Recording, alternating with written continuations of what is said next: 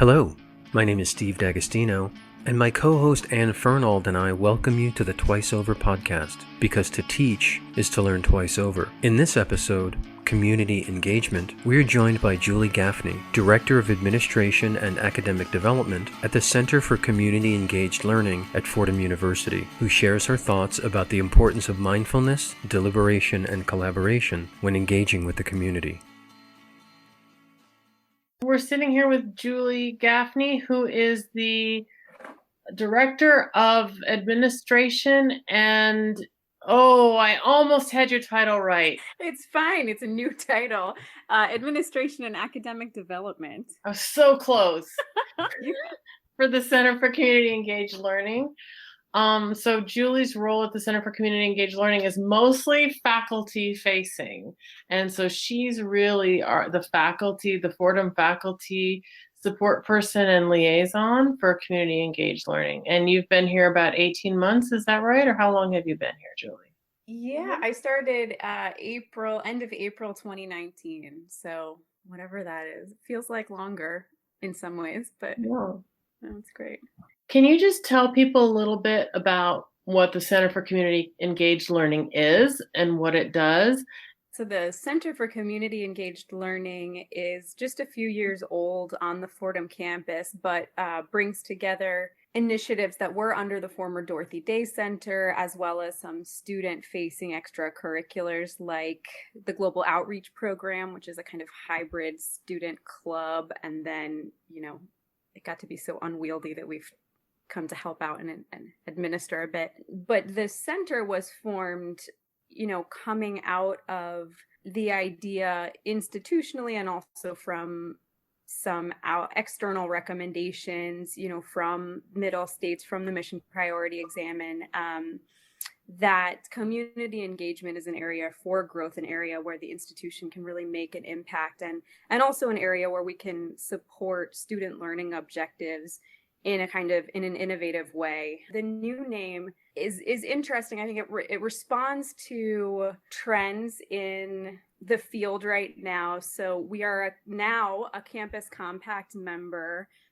Campus Compact is the national sort of organization for community engagement and service learning. They use both terms because various institutions prefer one or the other. And practitioners at Fordham also do. We have folks who teach service learning courses, and then folks who talk, as I do, about community engaged learning. For me, the language, I think, represents, almost a kind of a cultural shift, right? And a more holistic approach to the work that we do, where we're really inviting faculty, administrators, students, and community to co-create projects, initiatives, and to take an asset-based approach. So rather than seeking out a bunch of needs or problems, to build on existing assets within the community, to find ways that Fordham can be a really good neighbor in those existing initiatives, and really learn from and listen to the folks that we are lucky enough to spend time with. Great, that's really helpful. And I've heard you talk about an assets-based approach before, and I really love that terminology. But for people who might not understand what it means to go into a small business or a high school or a nonprofit and kind of say, I've got a class, or I've got some students, or I have a research project and we're interested in collaborating with you, what does it mean to enter into that conversation from an assets-based approach as opposed to some other kind of approach? So the asset-based approach has been spearheaded over the last couple decades by John McKnight, who has published some really deliciously non-academic sounding academic texts about it, and also has a variety of sort of videos out there. He seems like he's in your living room when he's talking to you. So for us, an asset-based approach, it really starts with listening, right? That you're listening to what folks in the community who are working at nonprofits, who are part of community-based organizations or informal associations, who are, individuals, activists, organizers, really listening and asking open-ended questions to start the relationship. So, what are you building? What are you working on? What are your goals this year? Right now, what's going on for you with the pandemic? For some of our partners, it means that they are working with 4 or 5 times the number of constituents they were. For other folks, they're kind of trying to reroute and find new ways to do what they have been doing. So for us, and I think as academics and as leaders, we tend to approach situations looking for problems to solve, and that's not a bad thing. It's a great thing, and it's an asset, and it does come into play in the community-based work. But, I think it's something I'm constantly trying to remind myself of, because I'm also very action-oriented, to start by asking and listening, and then to build the partnership, to build the initiative based on what's already going on and what strengths everyone can bring to the table, because our students have strengths to offer, our community partners do, of course, our faculty and administrators. And so to find ways in which we can serve as a really strong connector and leverage the various strengths that are being brought to the table in order to and to support existing efforts, rather than sweeping in with something kind of new that we've fabricated behind the gate, and then are going to kind of propose, right? So if I were just a typical faculty member or instructor who wanted to integrate community engaged learning into my course, like, how would I do that? What would I do, and how should I go about thinking about this? Yeah, so there's a couple different things to do. I mean, the first thing, and I wish I had more of a sort of a really crystallized timeline or set of steps, but really the first thing I would say is give me a call.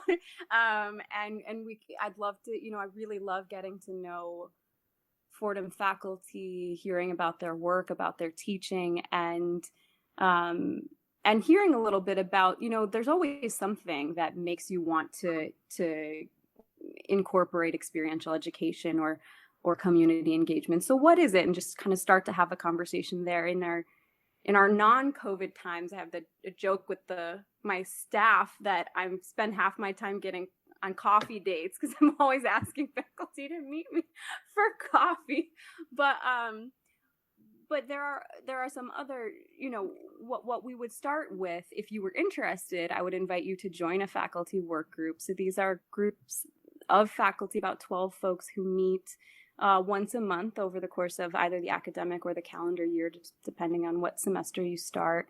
And they're really communities of practice. So they're conversational, they're supposed to be participatory and democratic. And we spend the first half of our time together developing courses, and then the second half doing a little bit of a deeper dive into some community engaged learning practice and theory and pedagogy. So I would, I'm always looking for folks to join us, and it can be really fun, because we often get a great mix of people who do different kinds of work, and it can be fun to talk about what a writing assignment would look like in a marketing class compared with a psychology class, compared with an English lit course. But so, you would develop your course proposal, and most folks start with a course they already teach. It's not, sometimes we do build brand new courses around a community engaged learning project, and that's fantastic. But typically we'll start with something that you already teach and take a look at the syllabus, take a look at what you did in the past, what you're trying to get out of this new version of it, and then start to think about some possible partnerships and some projects. So now that we're in this flexible hybrid model, many faculty and instructors are teaching fully online. I imagine that there are new challenges to community engaged learning in the current environment. Absolutely. Yeah. It's tough to be out in the community when you're under quarantine, we've learned. So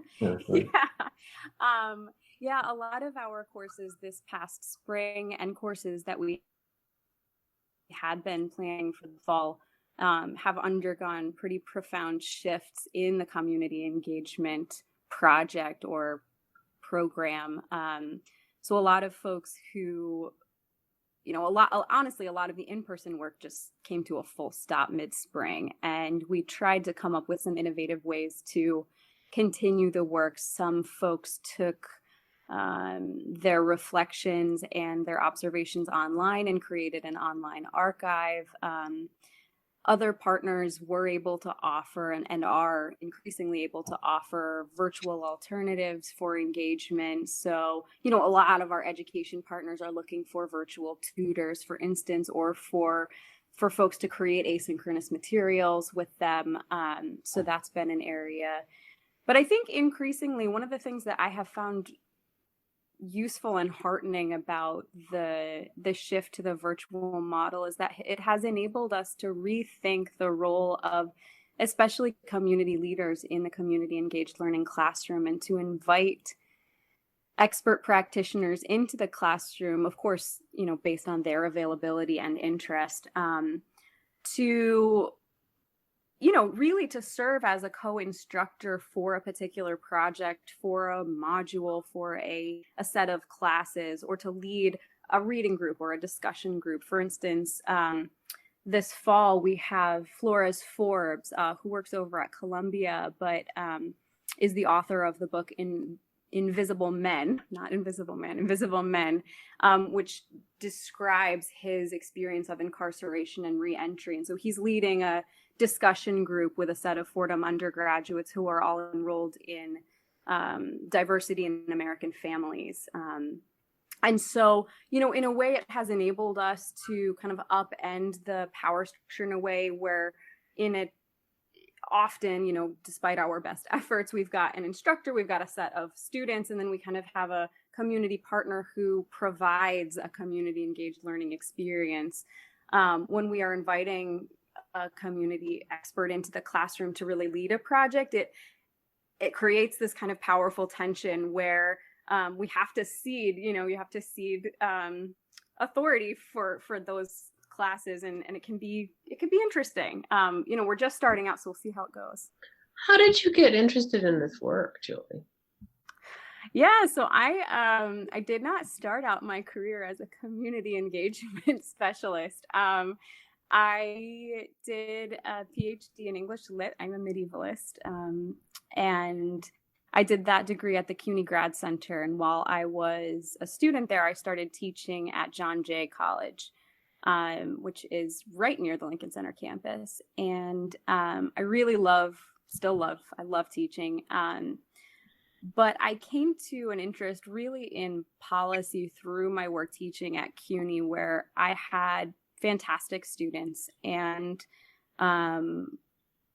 really great classes. And then often had students coming to office hours at the end of the semester, a semester in which they had performed really well, saying, I don't think college is for me. And so I began to get, really invested in and interested in student success. And I really was focusing mostly in the CUNY and SUNY systems at the time. And I developed a sort of a side career as an educational evaluator of student success programming. But I really started kind of looking at what happens for really great college students when they can't make it to graduation, or when they feel like college isn't for them. And so that was kind of where my interest in policy came from. And I wanted to ground my understanding, I guess, in a little bit more policy-driven work. And so I took a postdoc working for Governor Cuomo right after the PhD. And I was his New York City briefer, so I didn't only work on education. I worked on everything he did. I wrote his briefing book every day for the next day. So I lived one day in the future always. He was less famous then than he is now. Now he's like Mr. COVID. My sister just sent me a picture of him getting his flu shot. He's like on his Instagram.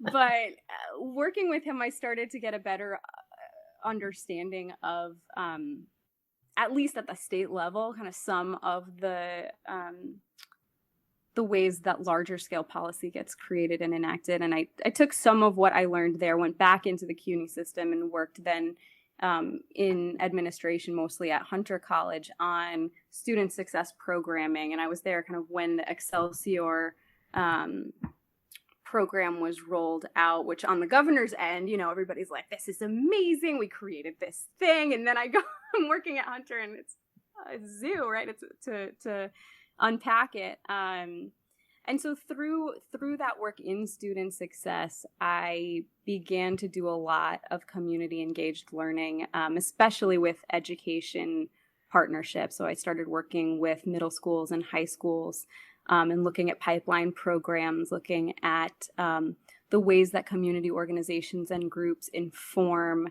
and build toward student persistence and student completion. And, I was lucky enough to, in a way, to kind of get in on the ground floor in the construction of the Center for Community Engaged Learning. I mean, I came in after it had been created, but while we were still building out our goals and our projects. And so I'm really happy that I have the opportunity to do that here. It sounds to me like you're working to help faculty develop projects for students to have a certain kind of learning experience. And I guess maybe this is a way to just divide it out, right? There's what a student gets out of it in a course. And that's a 15-week experience for the student. And that's kind of where you were saying where you started, right? And so, there's that. And then there's what Fordham does as an institution in forming an ongoing partnership with a community organization.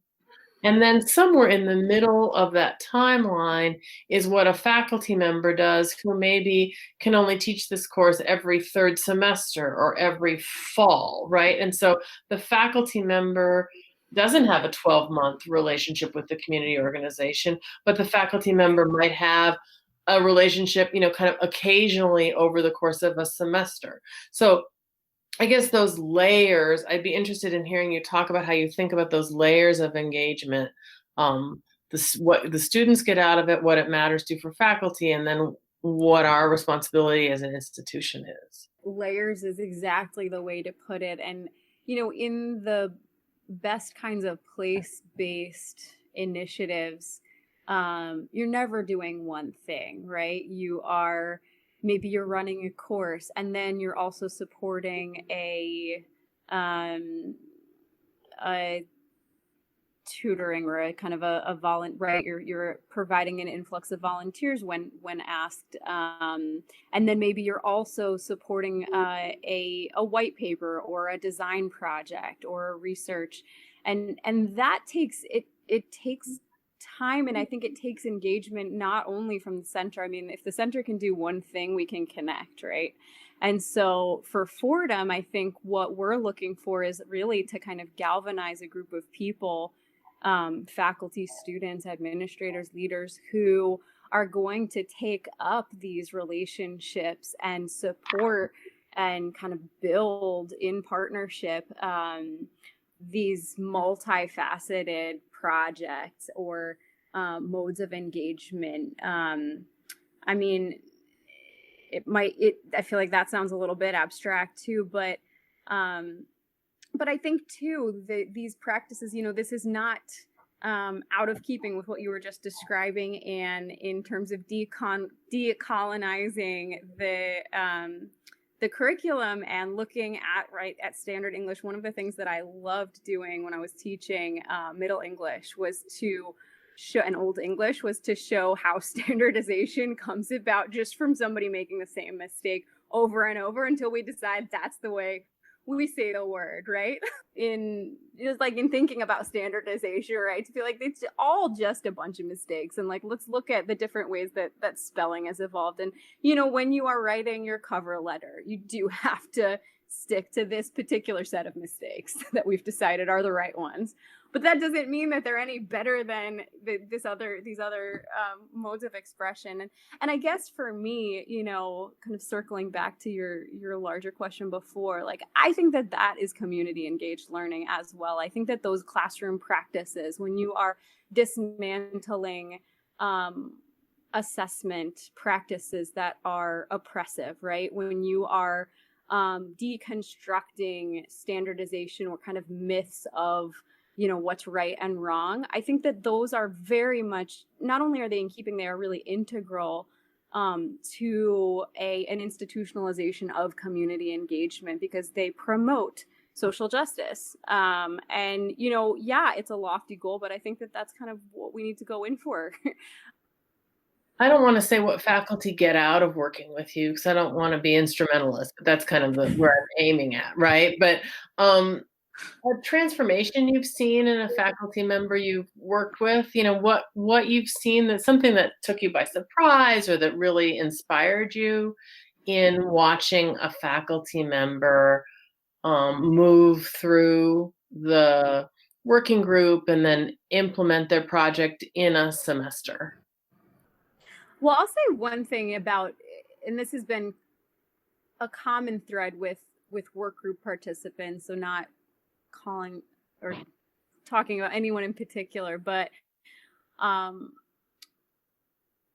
often even folks who are really interested in community engaged learning are really worried about the time commitment, and also the intellectual and emotional commitment of trying to kind of build these projects out.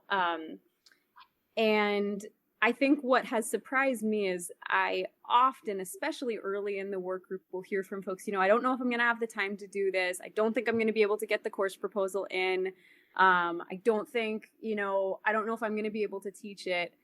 And it's like every time somebody says that, I get an email that night with whatever it is that the faculty member wants to do, and also just saying, like, I'm actually really excited about this. Yeah, great. So it's this kind of push and pull a little bit, but I think it's healthy, and I think it's really good. And I guess what I hope to do is create a space for that, because but right now, and there are creative ways to do it. We have amazing faculty members publishing on their community engaged learning research, and but for faculty, this is about them. It's about what they want for their students. It's about what they want for the institution and for the community, and like how they want to play a role and be a partner. And so I think creating a space for that push and pull is really important to me, to recognize that, it's not going to feel like what work we do that feels like something we want to do every day when we get up. Like, some days it's going to feel like too much, and that's okay.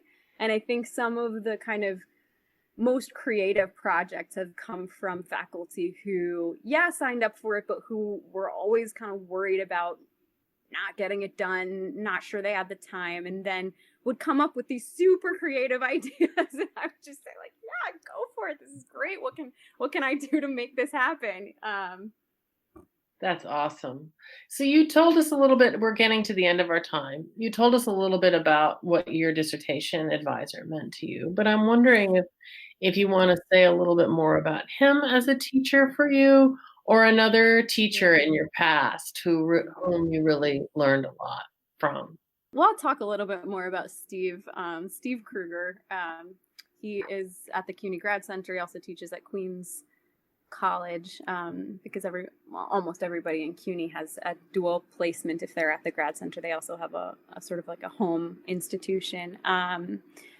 And, he maybe wasn't the most intuitive choice. He's a medievalist, but I asked him to work with me because I love the way he writes. And I think the way that somebody writes, I think it really, even when it's academic work, I think it really shows you how they think and how they feel. And he showed me, that you can combine attention to detail and academic rigor and really high standards with compassion. And I think I know it sounds a little bit cheesy, but like, I don't think that we really go in for that too much these days. I think we tend to create a dichotomy where it's like, either you live up to these standards or I can be nice to you. But I remember him, like, I was always so nervous to show him my writing. And he was always really thoughtful, but he also had no problem at all being like, this chapter doesn't work. You gotta do this one again, or just get rid of it, you know. But it was like the way he did it, and also the way that was how I knew too that when I did something well that he liked it, and he let me take a lot of risks in some of my work and kind of move outside of I wrote in late 14th century text, but I also did a Milton chapter, I did an Augustine chapter, so he let me play around, but he never let that or his own kind of gentleness and kindness compromise the academic integrity of the work. So that is what I aspire toward as an educator myself. Wow, what a great. Julie, is there anything that we didn't get a chance to talk to that you wanted to make sure you got a chance to say? On October 29th at 5 p.m., we will host an event, also virtual, featuring Sarah Alvarez from Queens College. She is a community engaged learning practitioner and an English professor. She specializes in comp and rhetoric, and she will be in conversation with some of her community partners to talk a little bit about her approach. So I'm really excited about both of them, and I hope that listeners will join us. Julie, thank you so much for your time. It was really great to talk to you. Really appreciate it. Oh, it's my pleasure. I'm really glad that I was able to join. I really appreciate you having me. Twice Over Podcast is available on SoundCloud, Stitcher, and Spotify, with new episodes appearing twice each week. For host and guest bios and show notes, please visit our website, twiceoverpodcast.com. You can follow us on Twitter at twiceover1 or email us at twiceoverpodcast@gmail.com. Thanks so much for listening.